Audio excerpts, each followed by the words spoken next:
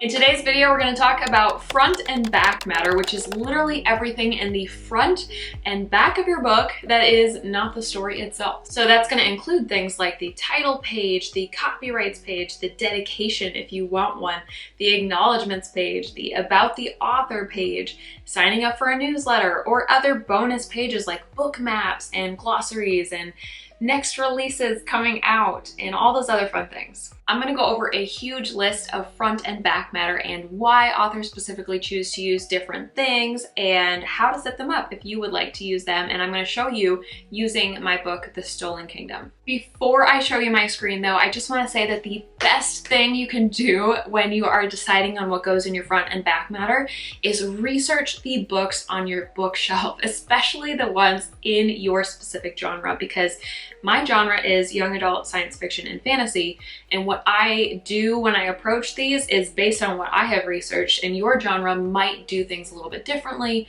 or it might organize the front and back matter differently. They might even have some cool pages that I don't mention here today, so it's always really good to do your own research. I feel like that's true of every single video in this series, but especially this one. Front and back matter does apply to all books, but it's especially important for self-published authors to know because all the decisions here are fully on your shoulders and you get to decide what goes in your book. Just so you know, before we dive into it, there's no specific program required. You don't have to do this in Word, and you can even use a fun tool like Draft to Digital to add front and back matter later on. We'll go into that all in a second. Let me pause the video for 1 second. I should rewind really quick and introduce myself. My name is Bethany Atazadeh. I am your professor in this free mini masterclass. Free for you at least. YouTube is paying me, so thank you in advance for watching the videos all the way through, for liking, subscribing, sharing with your friends. All of these things are like a free tip jar, so it really helps my channel. Thank you so much in advance. And it's looking like it's gonna be a very full class. So let me introduce you to our TA real quick. This is my teaching assistant, Google. She is super helpful. She's available at all hours of the day and night, and she has pretty much endless resources. So I'm gonna be honest with you, even though I am the professor of this course, she knows more than I do. You can definitely ask me questions if you'd like, but I gotta be honest with you, I'm pretty much sharing every single bit of information that I know in this course. So I may often end up referring you to her because she actually knows quite a bit more than I do. There are 5 quick things you should know before class starts. Number 1, I will be reading from my notes here on my computer pretty carefully since this is a very complicated subject and I don't want to miss anything. So if you see me looking down, that's why. Number 2, I am only able to share what I know and what I have chosen to do. So just like everything else in publishing and writing, there's probably 1,000,001 different ways to do formatting. This is just my personal experience. So despite this incredibly professional course where you're going to come out with a bachelor's degree in formatting, I actually have no formal training, and I'm basing everything off of my own experience formatting over 10 different novels and sometimes learning things through what they call trial by fire. So again, I don't know everything about formatting, but I am going to share as much as possible in this series, and for everything else, I'm going to point you to my fabulous TA Google for any support questions you might have. Number 3, I use this gorgeous template that has built-in formatting already set up, and I highly, highly recommend it. I'll talk more about this template throughout this series, so make sure you watch all the videos in this series if you want to know more. Number 4.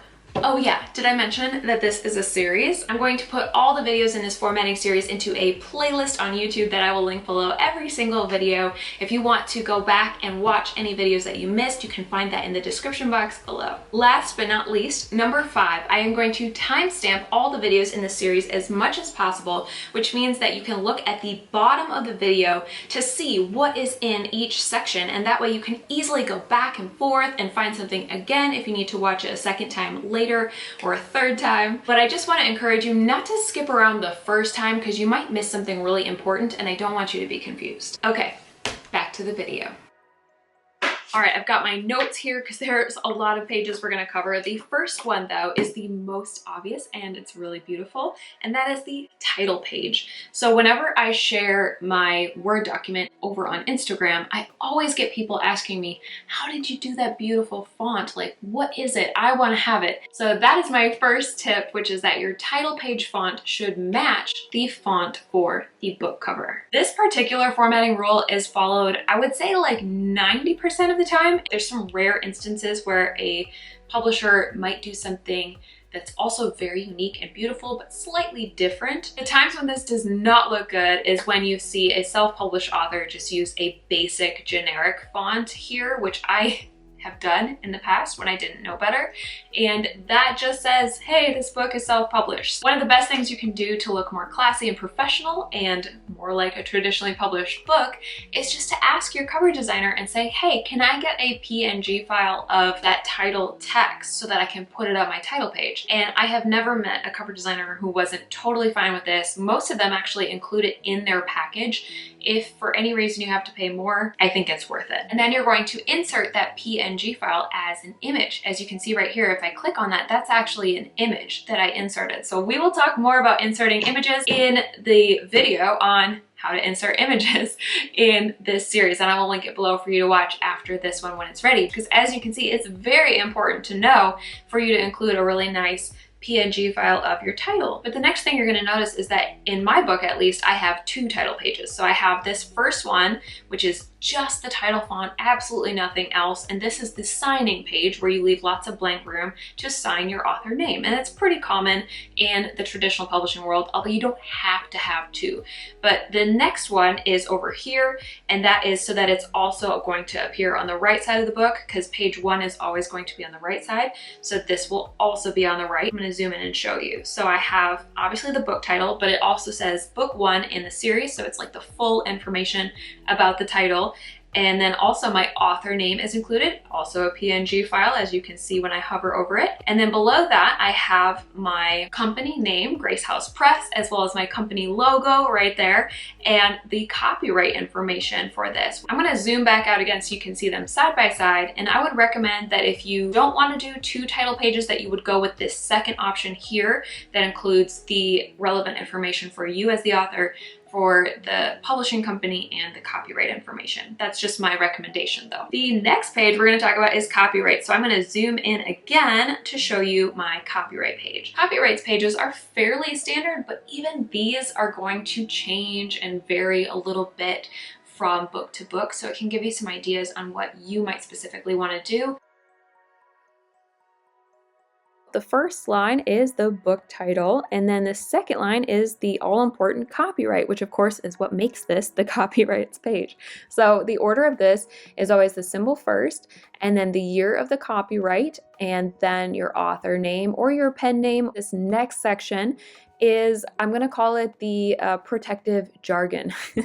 Totally official name for that. I have no idea what to call this, but this first part is making it clear, nobody ripped this book off. I have it copyrighted. Don't you dare steal my work, which is a good thing to include.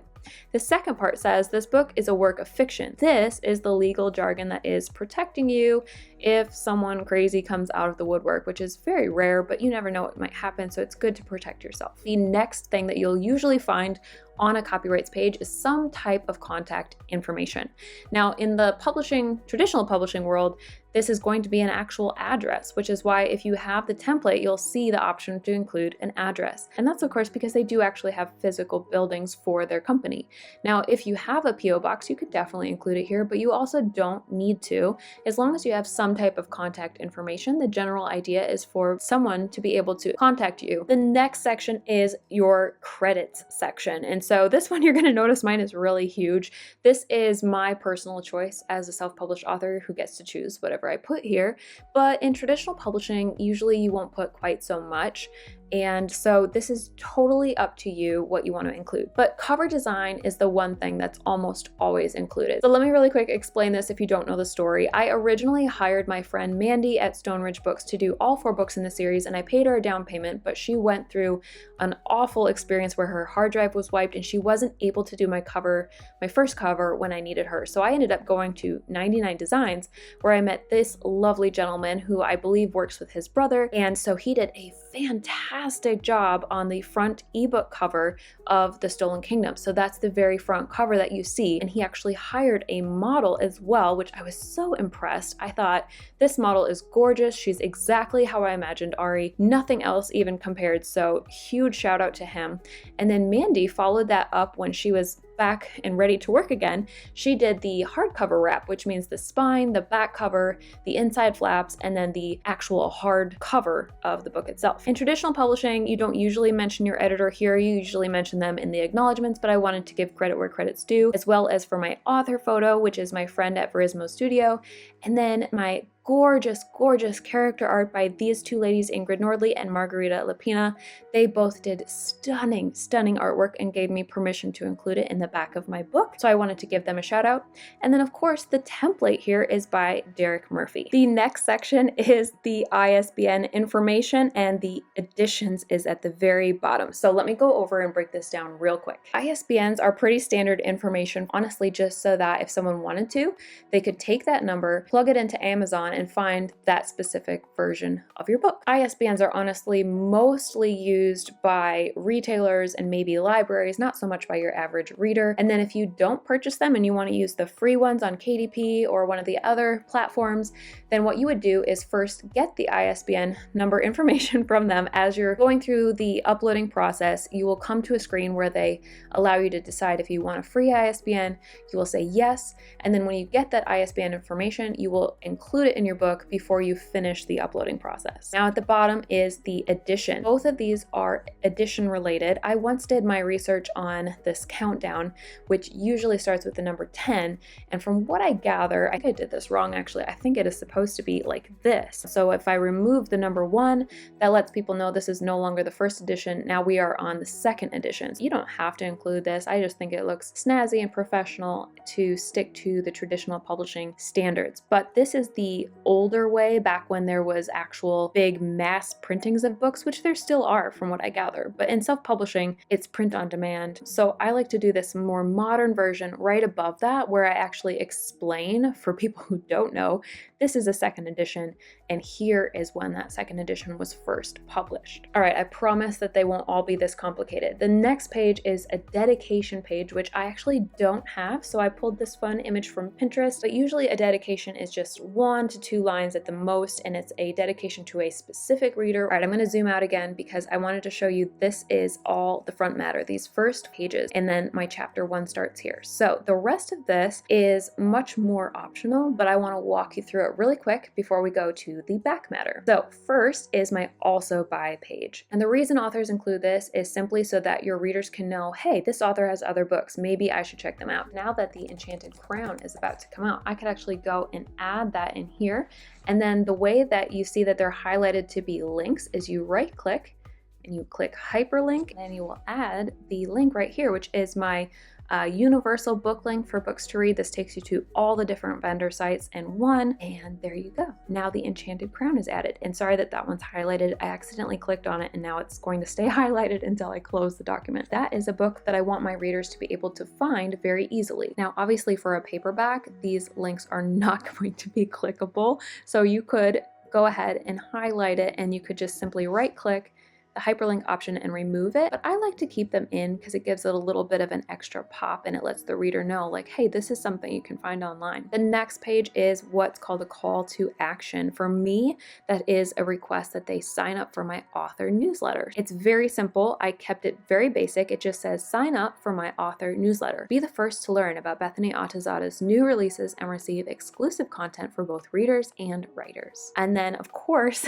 I want them to have an actual place to go. So this is another hyperlink where they can click on it in the ebook format and go straight to my website where they can sign up for my newsletter, but also it is the actual address for a paperback reader to be able to type in. All right, so I'm zooming out here at the bottom right because I wanted you to be able to see all these pages put together.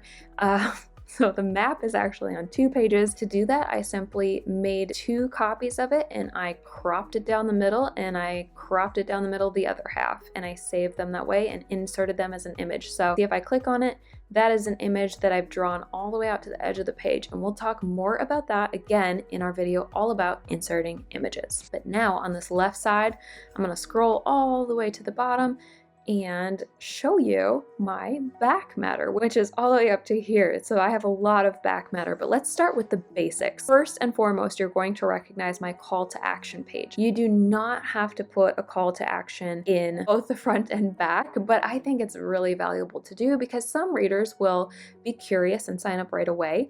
But more often, I think you finish a book and then you want to know more, and then that's when you're like, sure, I would like to know if there's more books in the future. So if you are only going to pick one place to put a call to action, like signing up for a newsletter, I would suggest the back is probably the best place. The second very standard in the industry back matter you're going to have is the acknowledgments, and mine is 3 pages long, which I tried to shrink it down as much as possible, but I was very wordy. I would recommend more between 1 to 2 pages if possible, but I had a lot of amazing people that I wanted to thank. I think it says right here, 27 people, and I was joking, 1 pup. That's a little shout out to Penny. Your acknowledgments page is going to be whatever you want it to be, but essentially it is a place to give credit to all the people who have helped you, to make sure that you give them some love and thank them for being there and being a part of your journey. So that's a really great place to make some wonderful people feel really good. And then the last one that's really, really standard in back matter, although I have seen books that don't include this, is your author page. What you're going to see most often is a little bit of an author bio. And so this is my old bio. I need to update it. And now that we're in the age of social media, you're going to see very often a place to connect with the author that includes some of their social media information. And then I would say probably 80 to 90% of the time, you'll also see an author photo, but this could be genre specific to young adult fiction, since that's what I typically read. So definitely do your genre research and check out what an author page usually looks like. But essentially the idea is to let your reader know more about you and let your reader know where they can find you. So if you are writing under a pen name, you can still share something that will let readers know about you, even if it's not something that will make you easily identifiable. And you can still share where they can find you with pen names on social media and that fun stuff. Now let's dig into some back matter that's more optional. So I'm going to start with the glossary, which is so much fun. This is probably very specific to fantasy and science fiction, where you are creating worlds and places and your reader needs a place to keep track. This could be located at the front or at the back. I decided to locate it at the back of the book. I feel like that's the more common place for it. And if I zoom in on it, you're going to see all of the different characters and places in the world that I put a name, and then I put how to pronounce the name, and then I put a tiny little description so that a reader can go into the back and look at it. But I try to keep it something that won't give away any spoilers, just in case the reader decides to flip to the back and read it earlier on in the story. All right, now we're going to scroll up and I'm going to show you the next optional thing, which starts here and then is this little excerpt here for the Ginny Key. So since this is book 1 in the series, I wanted to include the first chapter of book 2 with a little link at the bottom to buy. And then of course I also wanted to include an image, because I think if you have the book cover, it makes sense to include that. And then I have 2 other links to buy as well. Now I leave these hyperlinked even for the paperback because they still say what I want them to say. If you are doing ebooks, then it's really smart to hyperlink it so that they can literally click on it and go straight to the book online. Having an excerpt is not required whatsoever.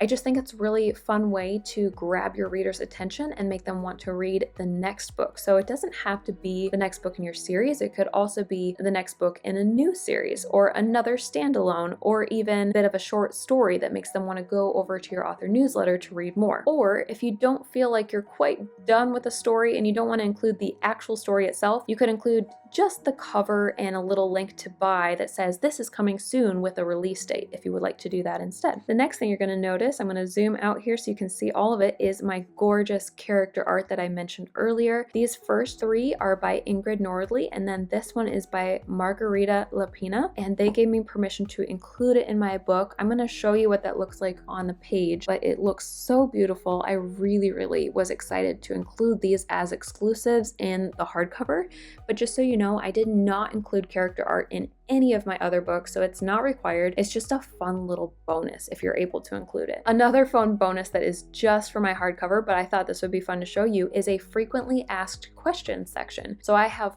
4 questions that I cover here that I got from you guys over on Instagram. And then last but not least, actually 2 other things I include here. I'm going to zoom way out so you can't see the ending of the book here, but this is Gideon's story right here. And so he got his own exclusive chapter from his point of view.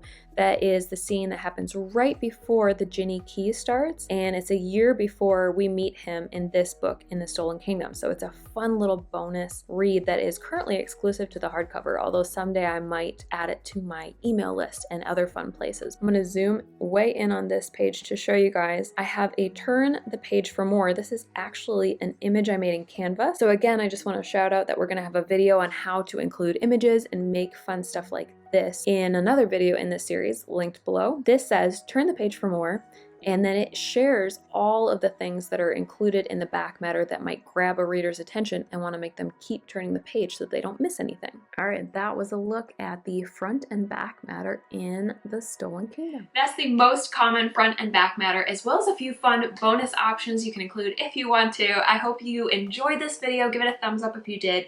And if you missed the other videos in the formatting series, they are all linked below in the playlist so you can watch it after this one. But now let's go on to the next video in the series, which is choosing the size for your book and also understanding how to resize it if necessary.